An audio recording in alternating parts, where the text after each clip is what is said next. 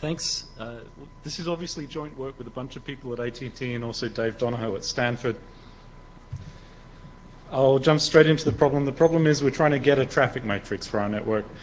What I mean by traffic matrix is the end-to-end demands, a matrix of the end-to-end demands in our network, so the traffic from point A to point B, the traffic from point A to point C. As it turns out, it's rather hard to measure this in a large number of settings. So wouldn't it be nice if we can use measurements that we already have? One set of measurements we already have is SNMP, the Simple Network Management Protocol. And these measurements are very nice in the sense that, as the name suggests, they're pretty simple. They don't require a lot of overhead. They don't require a lot of extra infrastructure. And they're very widely deployed, almost ubiquitous in the internet. So we can get these sort of measurements from almost anywhere. It's a really nice source of data. Has one big problem in this particular context. It doesn't actually tell us the traffic matrix. So what it does tell us is that the traffic on each link, but what we want to know is where the traffic is actually going in the network. So we don't really care just about the traffic on a link. We want to try and get to this, where is the traffic going in our network? And I have a very quick example here to show you why we care about that. This is a reliability analysis. We all know that in an IP network under a failure, the traffic will be rerouted through the network. So the network's reliable. But actually, for it to be really reliable, you have to have redundant capacity in the network in order to carry that excess load. So how do you work out how much capacity you need on your links now? Well, there is a way of doing it, and that's to simulate the network under this set of failures and see how much capacity you need on those links.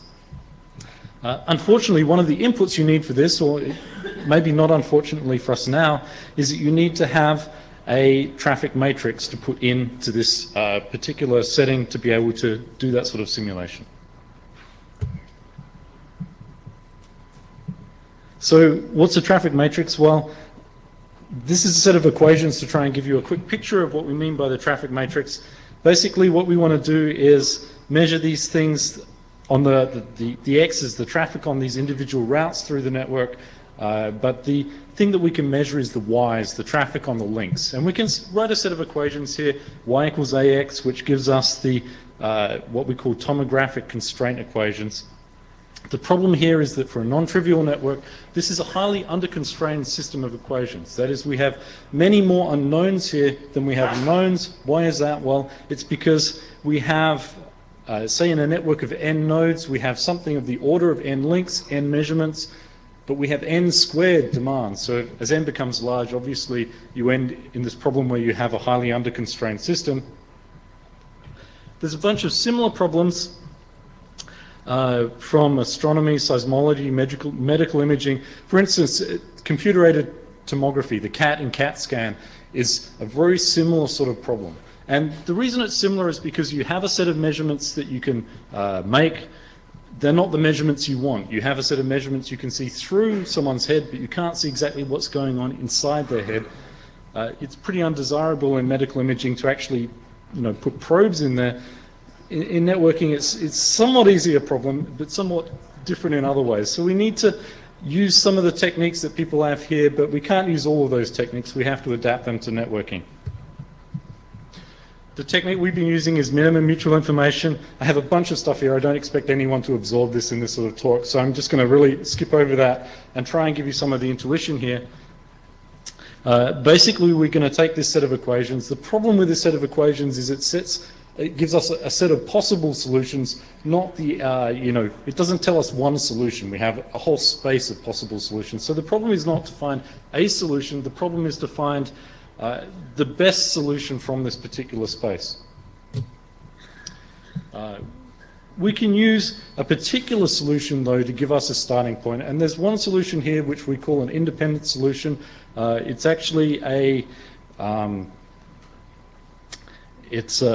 also corresponds to a gravity model. And the idea here is simply that we use the traffic from location to location is going to be proportional to the traffic of those two locations. So this gives us a starting point.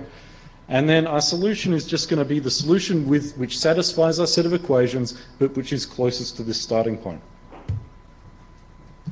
So here's a bunch of results.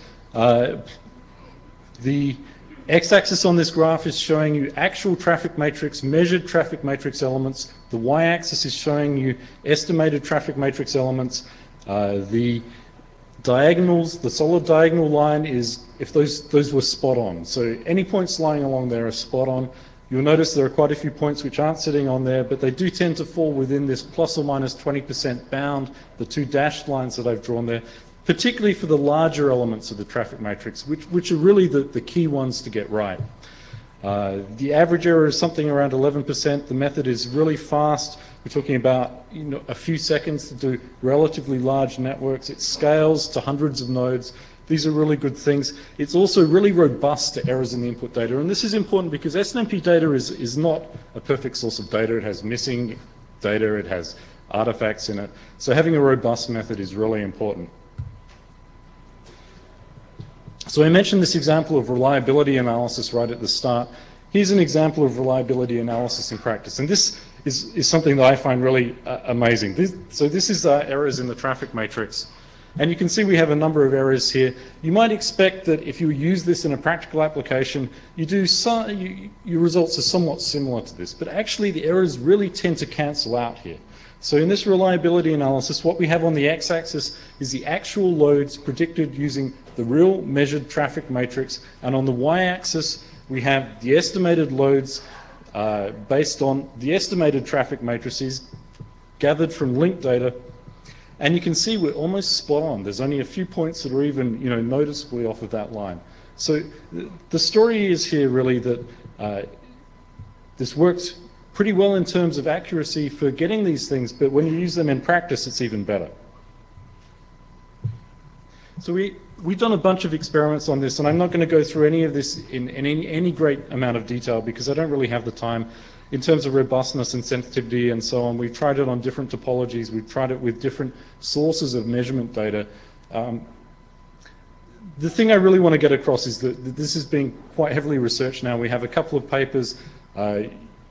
You can get those papers from our website. And that really brings me to the conclusion.